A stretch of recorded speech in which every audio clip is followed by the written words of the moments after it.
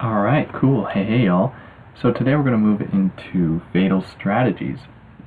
Now this text came out in the early 80s, in 83 I believe, or let me make sure that wasn't the translation. 83, originally titled Les Stratégies Fatales. And this is a rather provocative text because it's taking on a number of things, including Hegel, to which I'm sure the Hegelians would disapprove. I don't know many of them. I haven't spoken to what they might say with regards to this text because it's rather provocative and it's rather polemic. But I don't know what the contemporary status of Hegelian thought is these days. So if anyone listening happens to be versed in that and would have something to say, I'd be really curious. But he starts out the book with the first chapter titled Ecstasy and Inertia by stating that the world is not dialectical. It is sworn to extremes, not to equilibrium, sworn to radical antagonism, not to reconciliation or synthesis. So in this is interesting because he's not saying that the world is no longer dialectical, as though such a thing may have ever existed. Because dialectics is a thought process that for him it's rather weak. It's boring, would probably be a better word. Now, Baudrillard is interested, and he elaborates on this in a number of other texts, Passwords being one of them, which can be found online and YouTube, only in French though, and there is the English translated version, but all throughout Baudrillard's work he's very much interested in binaries, which would seem to run conflictually to his claim here, because dialectics and binaries do go hand in hand in some way. So if we think back to seduction, when dealing with the distinction between, let's say, hot and cold, it is not as though these two things exist absolutely or certainly in space, but rather are defined by each other.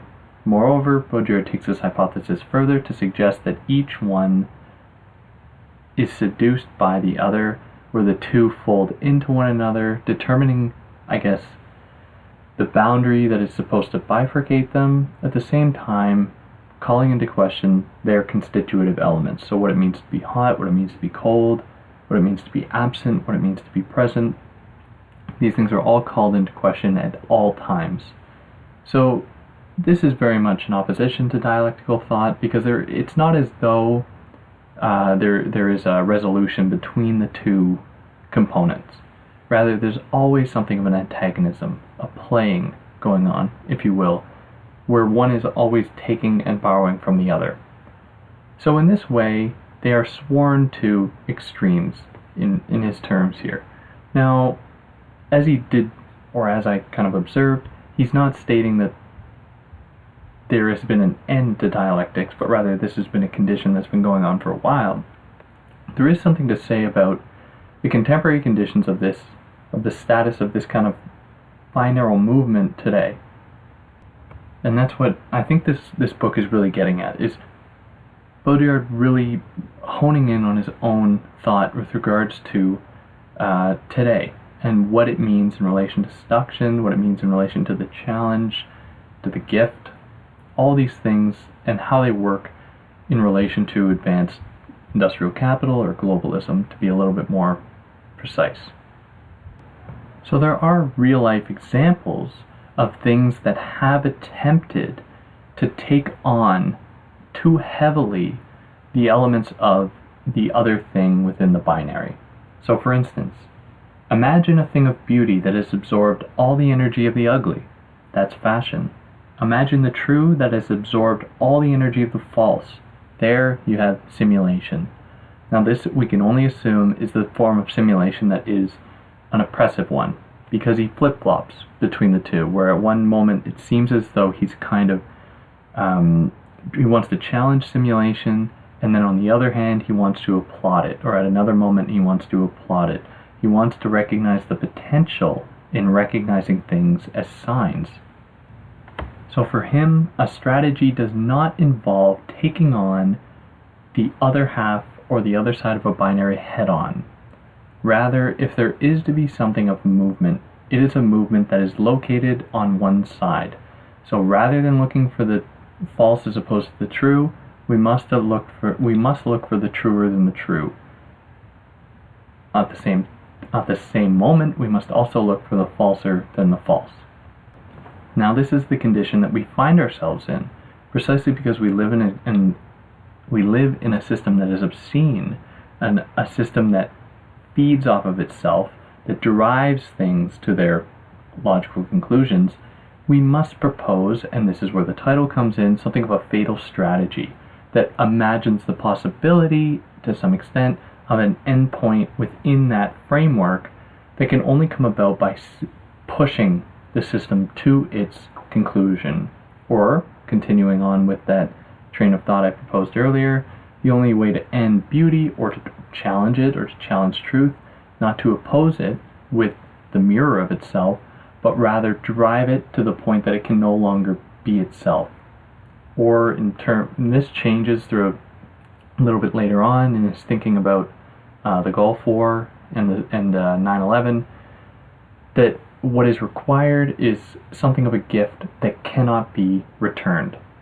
So in a sense, he comes back to that Mausian rhetoric dealing with the gift, potlatch, and the counter gift, and how that plays into this is brought out in more detail in those later texts. But for now, he lays out the strategy, something almost like this, in the form of a fatal strategy that, like I said, drives things to their logical conclusion. This is because we have, like I stated, arrived at a point where there has just been an over excess or an overabundance of things produced. So this comes out in a certain form that he gives us here, thinking about the social, where what might also make us wonder is this going beyond the social, the eruption of the more social than social, the mass. This is a social that has absorbed all the inverse energies of the antisocial, or inertia, resistance, and silence. Now this is incredibly difficult to deal with because it seems so abundantly Hegelian, like there is this dialectical movement in a sense. But what Baudrillard is, and this is really, I think, takes some reading into him to get this out of him, but it's that moment that two sides of a binary come together and homogenize, where there is not anymore a distinction between one side and another, but rather a kind of a kind of meshing of the two, that we see oppression begin for Baudrillard. So he continues this train of thought when he says that here the logic of the social reaches its limit, the point where it inverts its finalities and reaches its point of inertia and extermination, but at the same time approaches ecstasy.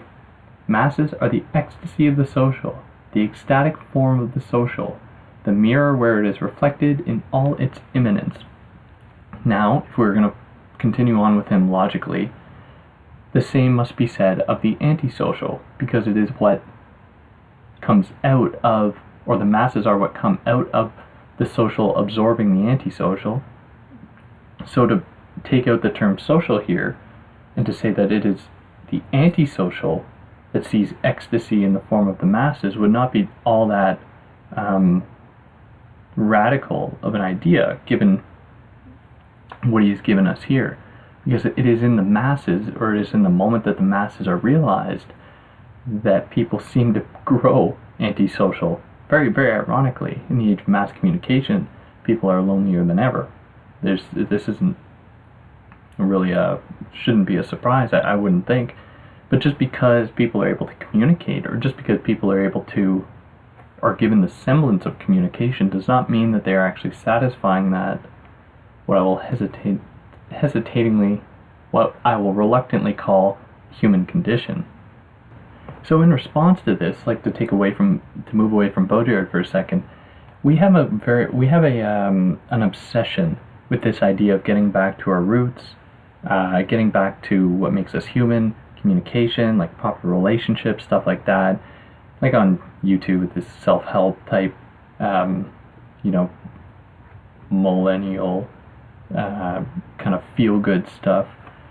But that is really out the window at this point for Baudrillard, as he states that a hysteria the inverse of that of finalities, the hysteria of causality, corresponding to the simultaneous erasure of origins and causes, the obsessive search for origin, responsibility, and reference, an attempt to exhaust phenomena back to their infinitesimal causes. Now, if we hold on to the idea that, or his notion of the simulacrum, there is not that possibility of returning to an origin, because we are living in a moment where an origin is simply another copy, another image of another image, where beneath it, it's not as though there's a mountain of dirt over truth, and with enough digging we can get down to it, because all it is dirt above dirt above dirt above dirt, to the point that perhaps we could dig through it, but we'd only get to the other side of the earth and fall into space, into a void, nothingness. So this is a system of endless proliferation, of endless acceleration, where we are, where he suggests that we must put information on a diet, or asks, should we put information on a diet? Must we remove the fat from these obese systems, and create disinformation clinics? A kind of narrowing down of this possibility, but to which very much, I think very correctly, he says, no, this can't happen. It simply seems that the species has crossed some specific, mysterious point from which it is impossible to retreat, decelerate, or slow down. So this is an acceleration that has been mobilized. It has been sort of put into place as a deterrent, oddly enough. We're thinking back to Simulacra and Simulation, where he states that the presence of nuclear weapons is not so that they'll ever be used, but precisely so that it would deter the use of the very nuclear weapons that they represent, very ironically.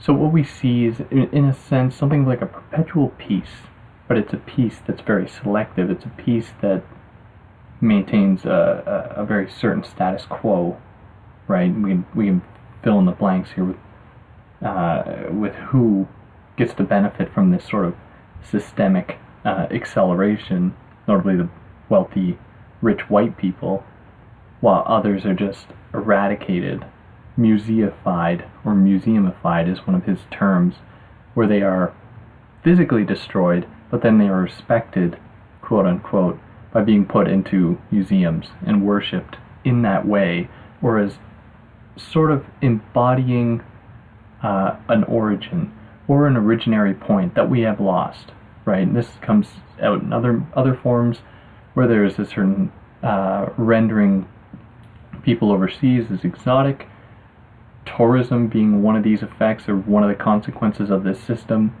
being a desire to go to where things are different, but is not simply different, supposedly less advanced. Now, this isn't something that we perhaps consciously think, but it is something that runs under the current of our the cultural logic of this system of acceleration. So what is at stake even for the people that benefit very literally from this sort of system? Well, for Baudrillard, it isn't something necessarily to applaud right away. As he states, experts have calculated that the state of emergency decreed by an earthquake, for example, would unleash such a panic that its effects would be greater than the earthquake itself. So he keeps going. It is thus evident that a state or a power sophisticated enough to predict earthquakes and prevent the consequences would constitute a danger to the community and the species much more fantastic than the earthquakes themselves. So this sort of control is not something that the human, I think, would instinctively enjoy. And certainly Baudrillard would agree, as he states that, but never would the dream of an order capable of such a dissuasion of catastrophe. The price would be such that people would at bottom prefer catastrophe. With all its misery, it at least fulfills the prophetic demand for a violent end, whatever that means. And this is just one of the many moments that Baudrillard could be challenged for his disavowal of that suffering that people experience on a daily basis by, very imperial entities that exist today. And what we could ask what role they would play in this system here. I think many of those people would say, God, give me what you have, what you are repudiating here, Baudrillard.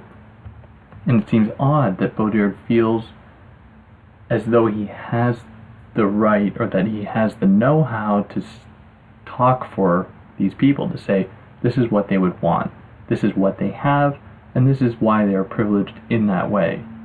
So this is something to consider and to kind of push back on him against him with, because it does homogenize. It is a sort of colonial tool that mirrors that same sort of system that he purports to challenge, that system of homogenization, of reduction, of anti-seduction, if you will, or production, where these people are produced under this image that he crafts of them in the form of their wants and needs that he has illustrated.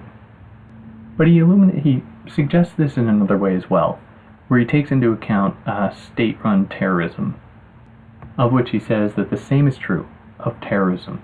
What kind of state would be capable of dissuading and annihilating all terrorism? In the bud, and in brackets, Germany. It would have to arm itself with such terrorism and generalized terror on every level. If this is the price of security, is everybody deep down dreaming of this?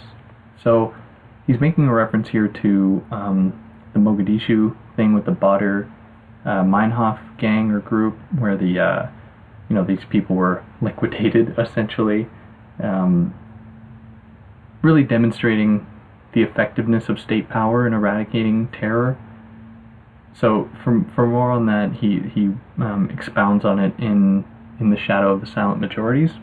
So for anyone interested, check that out. Or I did a thing on it here, but the book itself is much better than anything I could do. So this pushes us into the second chapter, titled Figures of the Transpolitical. So the transpolitical is the mode of disappearance of all that, now in brackets, it is no longer the mode of production, but the mode of disappearance that excites us. It is the malicious curvature that puts an end to the horizon of meaning. So the transpolitical is the obscene. The transpolitical doesn't see a distinction between the right and the left, and this is certainly true if we can, take a Marxist stance on this. Like, hardcore Marxists out there would see right through the rhetoric put forth by the right or the left in the political sphere, at least if we consider the United States, to see right through that and know that beneath it all, there's something else going on. So that all this claim towards transparency, all this claim towards benevolence or what have you in either of these spheres, the right or the left, is all in the service of pushing this hidden system forward. So for Baudrillard, it is when the social body loses its law, its scene and its stakes, that it also reaches the pure and obscene form we know it to be, its visible and too visible form, its ostentation, the investment and overinvestment of all spaces by the social, the spectral and transparent character of the whole remaining unchanged. So this obesity too is too spectral, in no way heavy, it floats in the good conscience of sociality.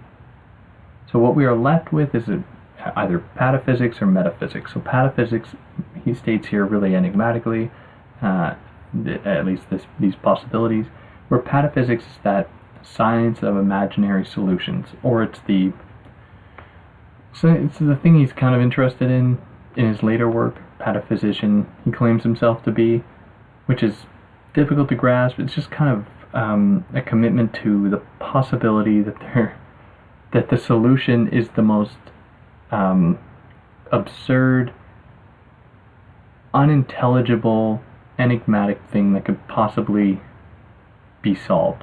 And it is, or be surmised, and it is one that is susceptible to change, right? It's kind of the play of solutions. So this pataphysical approach would stand opposed to the American model that sees this endless proliferation of this spectral environment where each cell, each function, each structure is left with the possibility of ramifying, of multiplying indefinitely, of occupying virtually all the space by itself, of monopolizing all the information unto itself, where pataphysics wouldn't possibly see any good out of that, right? This American system is a system of growth for the sake of growth, where we validate ourselves with statistics, we validate ourselves with science and data and information that is all in the service of convincing us very strategically that we are real, that there hasn't been anything lost, whatever that might look like. But it's kind of ironic because it grounds us at the same time. It grounds us in a body. It grounds us in, an ontologically determined being with all our physiological science, with all the rhetoric going on today about what should constitute biological differences between, say, men and women. Anything like that operates in the service of consolidating a real or a truthful person that cannot be undone, in a sense. Whereas the pataphysical approach is that which opposes that. It makes a mockery of it, in a sense. So when Baudrillard ever speaks, and there are moments when he speaks about a return, it's a return to enigma. It's a return to the possibility of illusion, or it's a return to the possibility of things being susceptible to change, being susceptible to adaptation and development, which he believes being kind of crushed or sequestered by this system of growth, of exploitation, of scientific rationality that grounds things, crystallizes them, if you will. So one such example of this is pornography, which he takes some time to think about. So he states that porn makes sexuality appear superfluous. That is what is obscene. Not that there is too much sex, but that sex is too much.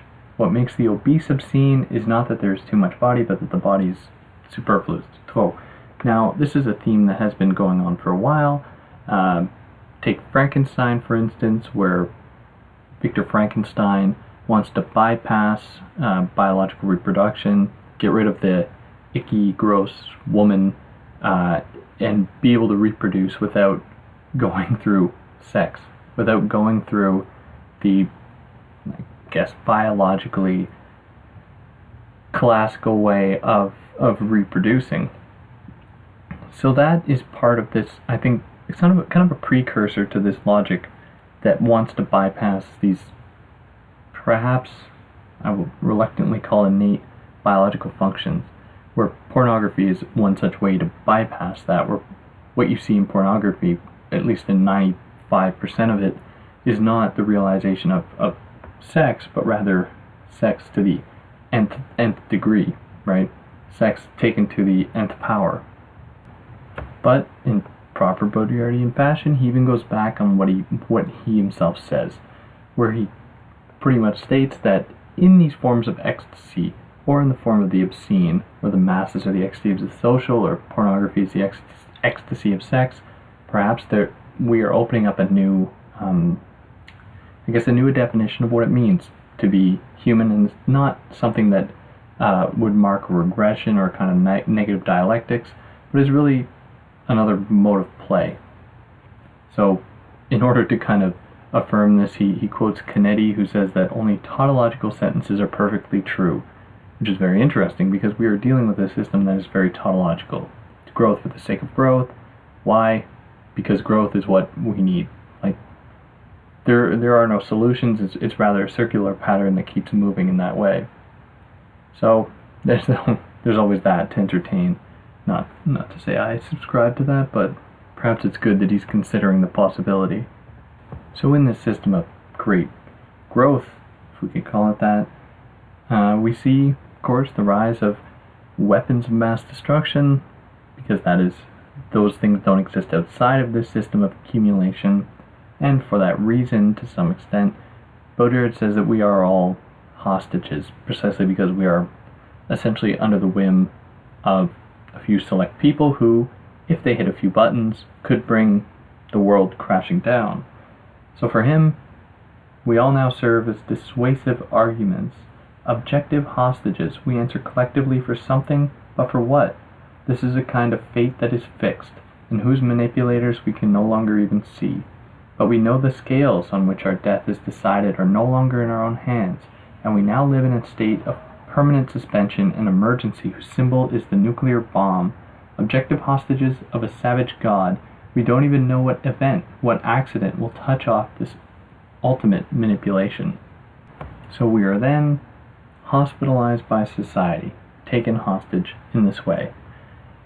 So it's very easy, I think, to read in this why some people, especially those that associate with Marxist thought or anything like that, would have a problem with Baudrillard, because he's very much advocating for there being no solution, right? And that people often kind of strawman him like that.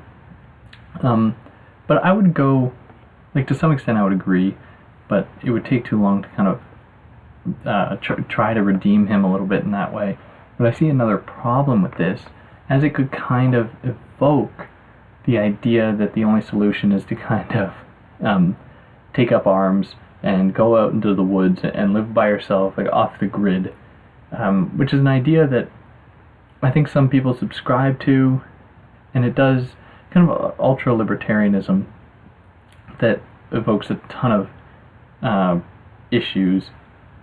And I don't know if there is a way to, considering that, to redeem what he's saying here, because there's no strategy. Well, perhaps that's what because he's crafting out a scene. He's kind of illustrating what we can find ourselves in. And while he's not as clear in proposing some sort of resistance or an actual fatal strategy that will drive the system to its end, despite saying that we must drive the system to its end for it to collapse, besides that, there seems to be a lack of that discourse, which doesn't mean, though, that it's not possible. It's just, this would be easier with another person. I'd be curious, though, if anyone's actually listening to this, if anyone would have an idea of what that would look like, some sort of resistance that would not necessarily take the form of kind of mass protest or a mass resistance, but that would at least be an alternative to simply hiding in the woods with a few shotguns ready to shoot any member of the state or anyone that's trying to take your land. And I'd be curious what that could look like. But anyways, I digress. So for him, the hostage is someone that's caught between life and death. This sort of life and death, this sort of hospitalization in that way, where, you know, your fate is essentially unclear. It's at the hands of someone else, or in the hands of someone else. So the system does this for a very particular reason, and that is because the system is ashamed of randomness. It is ashamed especially of random death. So for Baudrillard, it is for the purpose of making amends and putting a stop to the scandal of accidental death. Now this is a thesis that he pushed in, or he tried to put forth in Symbolic Exchange and Death, when he outlines the way in which death has sort of been conjured away in favor of, you know, longer lives, increases in you know, like a kind of biopolitical, cultural or public consciousness that is in the service of maintaining life. You know, Baudrillard asks why. Like, why are we ashamed of death? Well, for him it's because death holds a sort of radical ambiguity, because it marks an end, because it is a sort of zone that we can't ever fully understand. Then it would be better for us to just, rather than attaching symbolic value to it in the form of like religion or sacrifice or anything like that, it's best if we just try to forget about it. And then elderly people are put in homes. We have, you know, oh God, what is it called? Volunteered at these places forever. Palliative care centers where dead people are expected to die under the gaze of the state or the gaze of a certain governmental apparatus. And then he anticipates a sort of possible refutation or possible rebuttal, where someone would say, well, thinking about people giving their lives for certain causes, like in the case of terrorism, what we call terrorism, to which he says that, okay, that's fine, that's all well and good, but that doesn't necessarily mark a return or a sort of redemption of that idea of death that has been lost, but because it is in response to a system that has exercised death, that has conjured death away. He states both terrorists and hostages have lost their names, they have all become unnameable. So even the sacrifice of terrorists trying to resolve the situation by their own death has nothing expiatory about it. It raises for only an instant the veil of anonymous terror to which it comes flooding back down, and is then made abundantly apparent, then made hyper-real by being broadcast all over the media sphere. And as Baudrillard states, terrorism itself is only a gigantic special effect. Because despite its move to purge the world of its oppression, it only accelerates its effects in its negation. So by the negation of a system that has the media apparatuses behind it, that has general public acquiescence, any sort of resistance to that only pushes that system forward. But we must be clear, and this is one of my favorite Baudrillard quotes, where he states that terrorism is still a lesser evil than a police state capable of ending it. So as there is a sort of acquiescence, a sort of relationship between the state and this media machine, it is in that way that it does take on this terroristic function, where, even though it does drop bombs, very literally, it deploys a terroristic media campaign in favor of, pushing in the case of the United States, America #1 type thing, or anything like that. And the solution to this, quite simply, is if you want no more terrorism, then you must renounce information itself, because of the way that terrorism actually feeds that system of information, feeds that media sphere. The only way to get at the heart of this sort of oppression is in the form of, or by challenging the dissemination of information. Very, very ironic given what I'm trying to do here on YouTube. So in the being rendered hostage or being rendered terrorist, which most of us would fall into either one of those categories, as we would engage with the media machine or with the neo-imperial efforts of the United States and other quote-unquote first world countries, or are the victims of said violence, we can be said to be taken outside of ourselves in that way. We're disembodied in that way. So for Baudrillard, we are ripped too violently from reality to have it be returned to us. So in that sense, because there has been a sort of disembodiment, if we can accept what Baudrillard is saying here, then we enter the realm of the inexchangeable, where the hostage cannot be exchanged for something else precisely because they have lost that identity, in a sense. And we just take this metaphorically, like obviously the hostage can be exchanged for something else. But he says this to make an interesting point, where the terrorist situation then marks an end to the conditions of a sort of deterred or deferred utopia, that is exchange and competition in capital, right? So there is something of a realization of a utopian moment in this sort of exchange, precisely because we see the end of the possibility for exchange, so the end of the capitalist notion.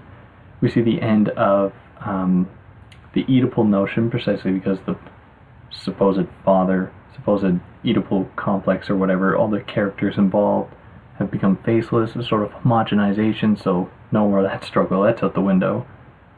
All in favor of a sort of homogenization between either, hostage or terrorist, in Baudrillard's really facile reduction of the two. But it is interesting nonetheless. So we must, in opposition to this system, he proposes strategy of seduction once again.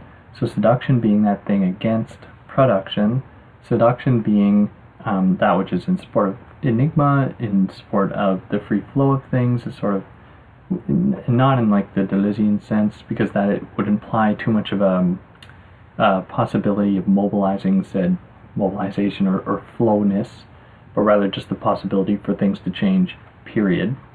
We must propose, or he suggests that we propose this strategy of seduction against this prolific terrorist system of information. Otherwise, along with the end of The Secret, If all enigmas are resolved, the stars will go out. If everything secret is returned to the visible, and more than to the visible, to obscene obviousness, so the obscene is the more visible than the visible. If all illusion is returned to transparence, then heaven becomes indifferent to the earth. In our culture, everything is sexualized before disappearing. We mustn't believe then, as he says, that we are living the realization of some evil utopia. We are living the realization of utopia, period. That is to say, its collapse into the real. And we are then caught in this sort of utopia in the ecstasy of communication. So that's the title of one of his other later texts in 87, so it might be a couple after this one, where the ecstasy of communication is like, symptomatic of the system of growth for growth. Well, it's communication for the sake of communication. Now this is opposed to the drama, he says, of alienation, or the possibility of there being some kind of something redemptive or something romantic about being alienated or being alone, or that quote that Hannah Arendt uses at the end of actually I have it right here, at the end of The Human Condition, when she says that, or what she quotes, who was it? When she quotes Cato, who says that never is he more active than when he does nothing. Never is he less alone than when he is by himself. So that, thinking about the thinking subject in the case of being by themselves, and how that brings a person into being, an individual in that way, and how that's been warded off, right? It's strange if someone doesn't communicate, if someone doesn't have a constant connection to cyberspace, to the net, to the hive mind. And those people are looked at as though they're lepers or something like that, as though they really have something off about them, which is odd, because this is a very new development in the course of human evolution. And as from there we move into chapter 3, dealing with, or titled, Ironic Strategies, where Baudrillard starts out by saying we have transgressed everything, including the limits of seen and truth. So more of what he was saying here, and there is going to be some repetition, so for those listening, I'm trying to really filter through some of that, but I will overlap a little bit, and sorry about that. What we are left with in this system, or in this world, are rational systems of morality, value, science, reason, command only the linear evolution of societies, their visible history. But the deeper energy that pushes even these things forward comes from elsewhere, from prestige, challenge, from all the seductive or antagonistic impulses, including suicidal ones, which have nothing to do with the asocial morality or morality of history or progress. So glory, our ancestors would have said, is more powerful than merit, and glory is immoral. The debauchery of signs in every domain is much more powerful than reality, and the debauchery of signs is immoral. And it could be immortal. But in that way, he's outlining what exists underneath, right? So for Baudrillard, and this is one of the important things to get out of him, at least in my reading, is that whatever he claims is at a loss. Whatever he claims is being sequestered by these irrational systems or hyperreality, what have you, can never fully be removed. So these things are always present. They always already guide, form, sort of exist behind the scenes. They're kind of godlike in that way. But and very much in the same way, like God rarely makes itself seen or heard, but only comes out in very enigmatic points. We think of the thesis, God works in mysterious ways. Well, in that way, so does seduction. So in contrast to this divine system, we have the biological power of change, this immoral energy of transformation for and against all value systems, and that is the United States. In spite of its morality, Puritanism, obsession with virtue, and pragmatic idealism, everything there changes irresistibly according to an impulse that is not at all one of progress, by definition linear.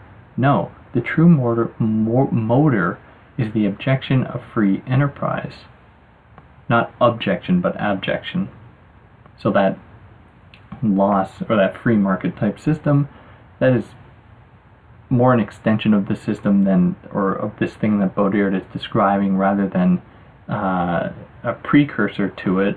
But this free enterprise system being that ideal form of, zero barriers, of deregulation, that sees no limits, that sees nothing out of bounds, where everything can be potentiated, everything can be mobilized in favor of whatever kind of, whatever media campaign, whatever personal or public relations campaign, so as to not only realize or have certain people realize a great deal of wealth, or gain a great deal of wealth, or maintain power, but to actually maintain that very logic of the system itself. So it does serve a dual function in that way. Like, I must admit, I enjoy watching Shark Tank, or Dragon's Den for Canadians, and that is one show where we see this occurring very much, where you see people who are already rich, deplorably rich, who can cycle through people like unbelievably quickly, and with that not only gain wealth to an exponentially gross degree, anyways, but that is it does affirm the notion that we have an obsession with speed, with the way in which, or the extent to which, we are obsessed with speed. To just reiterate, thinking of course here of Baudrillard in his theory of speed, and just our cultural obsession with it, and what effect that has on our relationships to one another, on our relationships to this thing called culture, if we can say that such a thing exists, and what that necessarily looks like, but how all of these things play something of a role in that. The old formations of power in relation to this are totally out the window. The Machiavellian ideas, gone. What we have entered here is a new phase, where power doesn't have a face, right? Where speed can't be depicted, can't be illustrated. So despite the analogy I gave, or any of the illusions that Baudrillard puts forth, it can never actually give it that face, right? Because power is, thinking about the way that Foucault might illustrate it, it exists at the capillary level. It can't, there is no locus of it. So for that reason, Baudrillard states that those people that claim to have power, only have banal strategies of power. So, the people that want to be tyrants, think about current president of the United States, for instance, they only occupy banal strategies of power. Whereas other politicians have always known that power is never this unilateral ability of disposing of another's will, but always the subtle and ambiguous orchestration of its own disappearance. They know that power, like truth, is the empty place you must know how never to occupy, but that you must know how to produce, so that others will be swallowed up by it.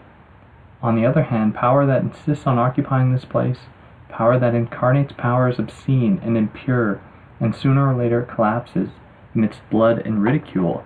And I think that is precisely because it is given a face that is attached to a specific point, whereas the system of speed, of progression, doesn't allow for that sort of crystallization to occur, where at one point we are at one thing, the next second we're on something else.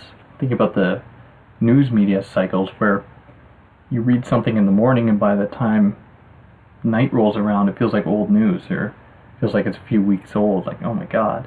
Especially if you consider days on end. Like, I'll hear about things, and I'll be like, oh yeah, that was last month or something, and find out, oh, it's last week. It's really quite absurd. But it is that system that is being maintained, no matter who claims to be in power, because the system is so effective at crafting out these spaces of power, as though the president has any real control over advanced capital, or this broader system of kind of the remnants of modernity, desire to know, to uncover, to trace, as though anyone occupying a position of power can affect that. But we are led to believe it, and that is maintained, where which isn't to say that certain political solutions cannot come about by putting forth political action. Like, I am certainly not an advocate for such apathetic views, but to get at the thing that Baudrillard is describing here is a lot more complex, and it's a lot more difficult. Not to say that it's resistant to a sort of pragmatics, but that it is something that would demand us to really think about how we can oppose the system without simply mirroring it. And that is because, in my mind, like in particle physics or in science, you cannot locate a particle while simultaneously calculating its velocity, like the system itself. You cannot find out how fast it is going, where it is going, while simultaneously giving it a face and saying, oh, this is what you are, this is where you are right now, and then you can then mount a strategy against it, because by the time any sort of effective strategy has been mounted, the system has changed. It has gone somewhere else, it has taken on a new face. And in opposition to all this, Baudrillard thinks of what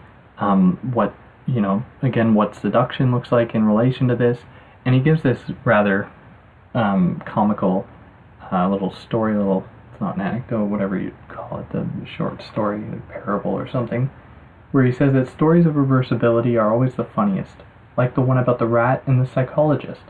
The rat tells about how he ended up by perfectly conditioning the psychologist to give him a piece of bread every time he lifted the gate of his cage.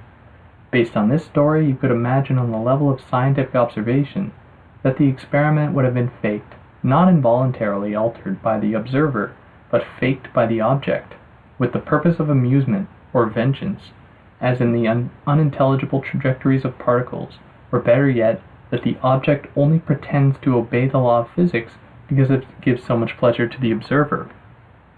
Now, this is an interesting thing for him to say, and I think that it's, in his mind, this is how a theory of resistance is to be realized, in the form of its reversal, in a sort of playfulness, where Baudrillard makes a mockery of this idea of the objective scientific gaze in the case of the rat, by suggesting that it is the rat that is toying with the scientist. So taking this idea of this hyper-rational ideal and turning it on its head. Now the left, or those people that supposedly occupy the left, are very much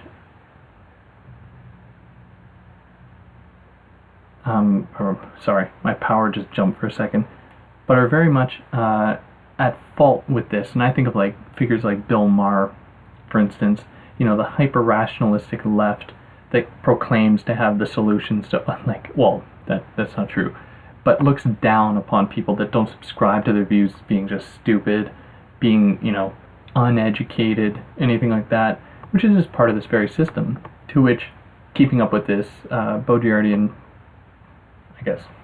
story, it is those people that are making a mockery of the intellectual left by making them think themselves superior, which surely isn't the case, but it's just an interesting kind of thought experiment that imagine the world in those terms as opposed to the easy locations of power, authority, knowledge. So these people that occupy any of the broad, categories I've outlined, whether it be the intellectual left or the deplorable right or just uneducated country folk, all these people can't actually be represented, right? So when we speak about them, we are at best speaking about a metaphor. We are speaking about an image of an ideal. So for Baudrillard, however you perfect them, poles will never represent anything, because the rule of their game is representation. Their logic is perfectly attuned to objectivity, but at the end of the process there is no object. There is therefore objectivity in its pure state, marvelous mockery. This is true for all of the media. When you're in simulation, that is, in the neither true nor false, all moral science is perfectly hypocritical. So how poles, like the broad cultural logic of the system, they work in the service of maintaining, affirming, and validating not only themselves, but their objects of study, which they purport to be real, to have this ontological condition that can be evaluated, but is all in the service of confirming and validating the existence or the need for there to be such things like a poll, like a survey, that is supposed to give real objective results or opinions. What this has culminated into then is that the masses know that they know nothing, and they have no desire. The masses know they are powerless, and they don't want power. We reproach them vigorously for these signs of stupidity and passivity, but they're not that at all. The masses are very snobbish. They act like Brummel, and sovereignly delegate the faculty of choice to someone else, in a sort of game of irresponsibility, ironic challenge, sovereign lack of will, or secret ruse. All mediators, political, intellectual, heirs to the philosophers of the Enlightenment, in their contempt of the masses, are only good basically for this, to administer by delegation, by proxy, this tedious business of power and will, to relieve the masses of their transcendence for the greater pleasure, and then to reward them with the spectacle of it. Vicarious, to recall Veblen's concept, the status of these privileged classes, whose will would have been diverted, without their realizing it, toward the secret finalities of the very masses they despise. So despite all this, despite the attempt to try to locate in the masses this deplorability, this stupidity, this kind of nonsensical figure, Baudrillard states, very ironically, that we would do well to think of them as being elusive, employing an elusive strategy, corresponding to an unconscious that is finally ironic, joyous, and seductive. So in a sense, like he stated earlier, thinking about ecstasy, the ecstasy of communication or whatever, perhaps we are entering a phase that is not something to be feared, where this idea of the masses is in itself a liberatory or something of a positive movement throughout history.